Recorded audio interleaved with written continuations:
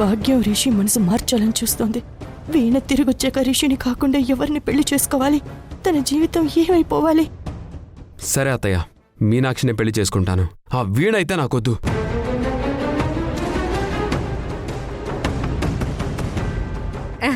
భాగ్యం!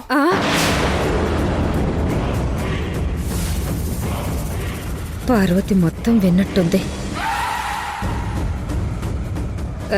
ఏంటి పార్వతి, అంతలా అరిచావేంటి?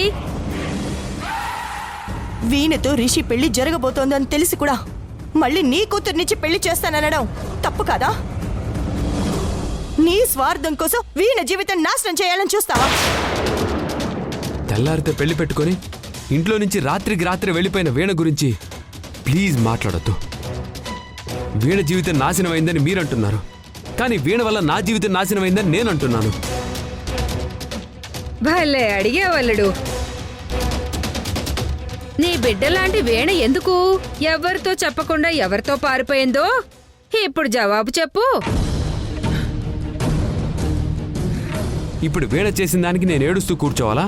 లేదంటే పోతే పోయిందిలే అనుకొని మా అత్త కూతుర్ని పెళ్లి చేసుకొని హ్యాపీగా ఉండాలా? అడుగుతున్నాడుగా, సమాధానం చెప్పు పార్వతి. ఏ నా కూతుర్నిస్తానంటే నీ అభ్యంతరం ఏంటి? ఇది నా పుట్టిల్లు. మధ్యలో వచ్చినోళ్ళు మీరు నాకెదురు చెప్తారా? వీణ విషయంలో మీ మాటకు విలువిచ్చాను, కానీ ఇప్పుడు ఇవ్వలేను.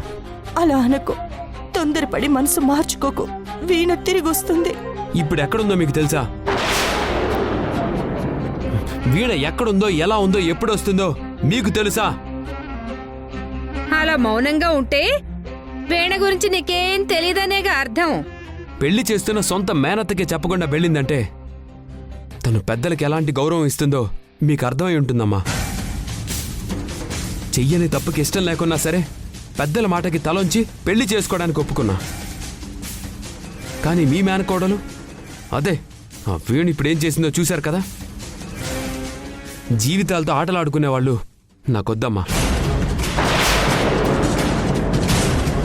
నా నిర్ణయం రైటో రాంగో మీరు ఆలోచించండి. రిషి, రిషి!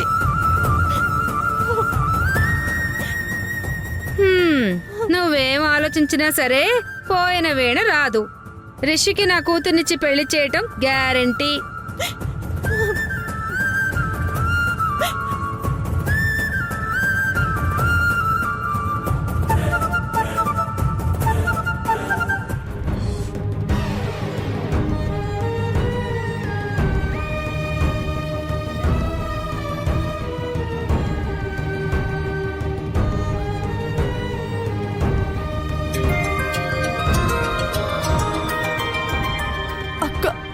అక్క ఫోన్ చేసింది. అక్క, నేనే నీకు ఫోన్ చేద్దామనుకుంటున్నాను. నీకు వీణ గురించి చెప్పాలి. ఆ విషయం గురించి మాట్లాడడానికి ఫోన్ చేశాను. ఆయన అక్కడున్నారా? చూస్తానక్క.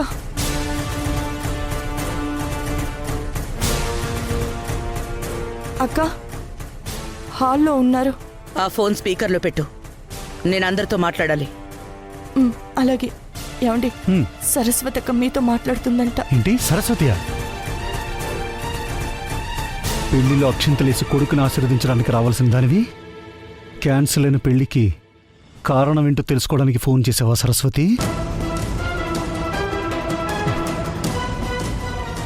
సరస్వతి, నీకంతా తెలిసిందని నాకు అర్థమైంది. పచ్చని పందిట్లో రిషితో 3 ముళ్ళు వేయించుకుని 7 అడుగులు నడవాల్సిన అమ్మాయి తెల్లారేసరికి రహస్యంగా ఎవరికీ చెప్పకుండా ఇల్లు వదిలి పారిపోయింది. వీణ నమ్మించి మా గొంతు కోసిపోయింది వదినా. నలుగురిలో మా అల్లుడు అన్నయ్యలు తలెత్తుకోలేకుండా చేసింది. వీణ ఇంత అవమానం చేస్తుంది అనుకోలేదు సరస్వతి. అంతా ఒక మాయలా జరిగిపోయింది. కాసేపట్లో పెళ్లి పెట్టుకుని ఏ ఆడపిల్లైనా ఇంట్లోంచి ఎందుకు వెళ్ళిపోతుంది? ఒకటి, పెళ్లి ఇష్టం లేకుండా అయినా అయ్యుండాలి, లేదంటే ఆ ఇంట్లో తనకేదైనా ప్రాణహానైనా అయ్యుండాలి. పెళ్లి ఆగిపోయిందని మేము సంతోషిస్తుంటే మధ్యలో నువ్వొచ్చి మళ్ళీ చిచ్చు పెడుతున్నావేంటి? వాళ్ళ బావ కార్తీక్ ఉన్నాడు కదా వదినా, మర్చిపోలేకే వెళ్ళుంటుంది. ఓ 2 రోజులు ఆగితే బయటకు వస్తారులే, అప్పుడు తెలుస్తుంది. భాగ్యం, నోటుకొచ్చినట్టు మాట్లాడి నీ పెద్దరికాన్ని తగ్గించుకోవద్దు.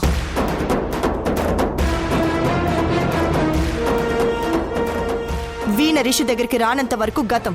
వచ్చాక వీణ తను తీసుకున్న నిర్ణయానికి కట్టుబడి రిషిని పెళ్లి చేసుకోవాలనుకుంది తప్ప మళ్ళీ కార్తిక్ గురించి ఆలోచించలేదు. కార్తిక్ కూడా వీణ జీవితంలోకి రావాలని అనుకోడు. అది వాడి వ్యక్తిత్వం కాదు. భాగ్యం, పోయిన దాని గురించి వాదన అనవసరం, వదిలే. అమ్మా, వీణ మా ఇమేజ్ డ్యామేజ్ చేసి చీట్ చేసి పారిపోయిందమ్మా. నోరు ముయ్.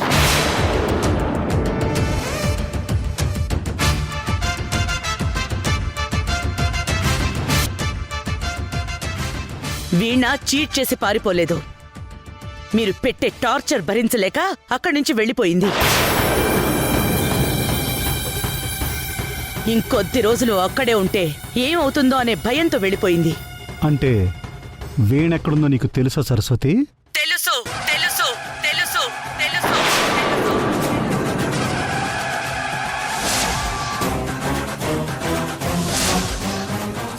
తను ఎక్కడుందో చెప్పమ్మా. వెళ్ళి లాక్కొచ్చి తను చేసిన ఘనకార్యానికి అందరి ముందు నిలబెట్టి క్షమాపణలు చెప్పిస్తా. రే, క్షమాపణలు ఎవరికి కావాలరా? తీసుకెళ్లి పోలీసులకు హ్యాండ్ ఓవర్ చేసి పరువు నష్టం దావా వేద్దాం. అది సరిపోదురా అన్నయ్య, అంతకు మించి ఏదైనా చెయ్యాలి. ఇంకేం చేయాలి? ఏం చేయాలి?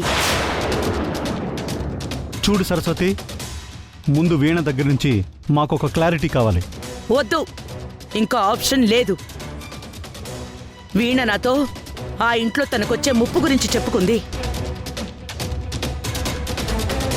అక్కడ మనుషుల నిజస్వరూపాలేంటో కూడా కళ్ళ కట్టినట్టు చెప్పింది. తన వేదనేంటో చెప్పుకొచ్చింది. పందిట్లో ఉండాల్సిన టైంలో ఇల్లుదిలి ఎందుకు బయటికి రావాల్సొచ్చిందో కూడా చెప్పింది. అక్కని వీణ కలిసిందంటే తను క్షేమంగా ఉన్నట్టే. ఈ మాట చాలు. వీణ ఇంక తిరిగి రాదు అనుకోకండి. మళ్ళీ వస్తుంది. రిషితోనే పెళ్లి జరుగుతుంది. ఇది ఫిక్స్.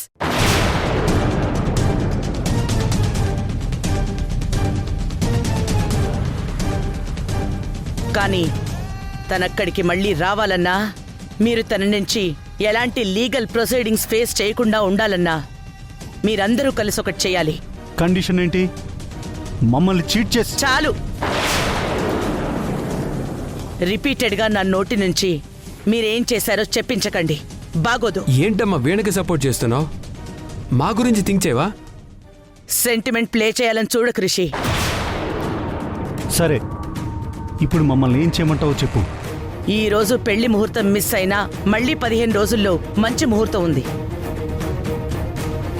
ఆ ముహూర్తం టైంకి వీణ తిరిగి ఇంటికొస్తుంది.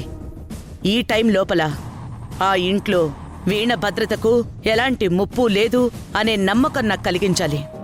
మేము నిన్ను నమ్మించడం ఏంటి సరస్వతి? అలా నమ్మించగలిగితేనే వీణ అక్కడికొస్తుంది. లేదంటే అట్నుంచటే మీ మీద కేసు ఫైల్ చేయడానికి పోలీస్ స్టేషన్కి వెళ్తుంది. మీకున్నది 15 రోజుల టైం మాత్రమే.